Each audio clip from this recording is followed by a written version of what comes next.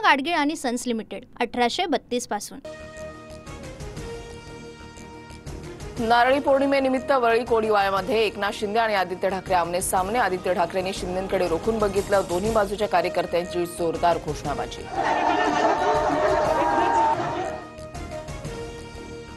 ठाकरेंचे आमदार सुनील शिंदेंच्या मुलानं महिलेला धक्काबुक्की केल्याचा आरोप।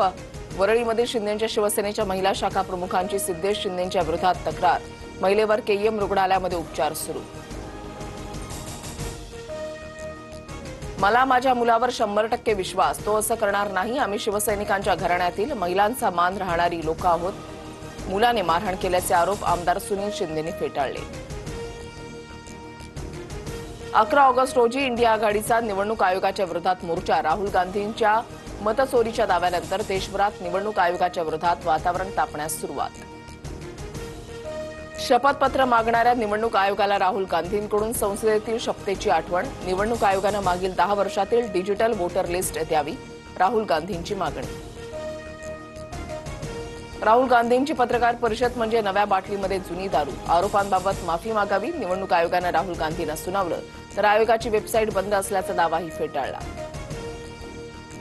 राहुल गांधींनी निवडणुकीआधीच पराभवाचं कारण शोधून काढलं। मतांच्या यादीमध्ये चुका आम्हाला मान्य, मग छाननीला विरोध का करता? बिहार निवडणुकीवरून मुख्यमंत्री फडणवीसांचा राहुल गांधींना सवाल। ट्रम्प यांच्या टॅरिफ विरोधात भारत रशिया चीनची युती। ऑगस्टमध्ये पंतप्रधान मोदींचा चीन दौरा, तर रशियाचे अध्यक्ष पुतीन यांना मोदींकडून द्विपक्षीय शिखर परिषदेसाठी भारत भेटीचं निमंत्रण। मोदींसाठी चीनच्या पायघड्या। पंतप्रधान मोदी ऑगस्टच्या अखेरीस एससीओ परिषदेसाठी चीन दौऱ्यावर जाणार। एकता आणि मैत्रीचा नवा टप्पा म्हणत मोदींच्या भेटीचं चीनकडून स्वागत।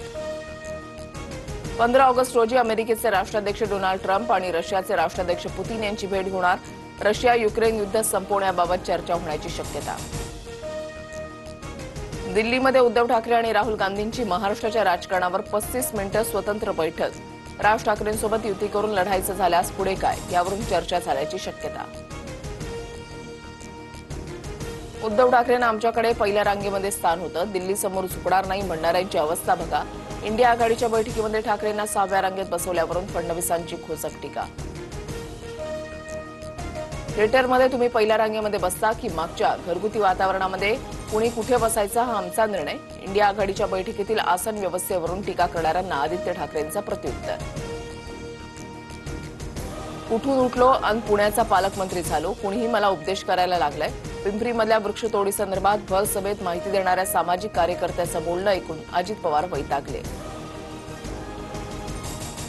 मला जोडे मारण्यापेक्षा गिरीश महाजन आणि प्रफुल्ल लोढाला मारा। माझी बदनामी करून हनी ट्रॅपवरील लक्ष विचलित करण्यासाठी प्रयत्न। जामनेरमधल्या भाजपच्या आंदोलनावरून एकनाथ खडसेंचा हल्लाबोल। गोपीचंद पडळकरांच्या कार्यकर्त्याच्या अपहरण प्रकरणामध्ये रोहित पवारांचा कार्यकर्ता अटकेत। दगडफेक आणि जुन्या मारहाणीच्या रागातून अपहरण। अपहरणाच्या वेळेला रोहित पवारांनी व्हिडिओ कॉल केल्याचा आरोप। सरकार विरोधात बोलतो म्हणून मला अडकवण्याचा प्रयत्न। पडळकर फडणवीसांच्या सांगण्यानुसार बोलतात। मी व्हिडिओ कॉल केला होता का याची एसआयटी चौकशी करा, रोहित पवारांचा आव्हान। रोहित पवार बालिश बॉय, कार्यकर्त्यांमध्ये वाद कशाला लावता? मला मारायचं असेल तर बारामतीमध्ये कुठे येऊ ते सांगा, गोपीचंद पडळकरांचा प्रतिआव्हान। माधुरी हत्तीणीसाठी नांदेड मठ आणि वनतारा सुप्रीम कोर्टात संयुक्त अर्ज दाखल करणार। मठाच्या परिसरात हत्तीणीसाठी पुनर्वसन केंद्र उभारण्याचा निर्णय। उत्तर काशीमध्ये अडकलेल्या पर्यटकांशी मंत्री गिरीश महाजनांचा दूरध्वनीद्वारे संवाद।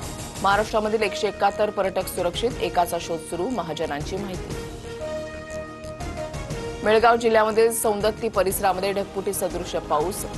2 तास पावसाच्या रौद्र रूपानंतर रस्त्यांना ओढ्याचं स्वरूप। पाण्यातून मार्ग काढताना वाहन चालकांची मोठी कसरत।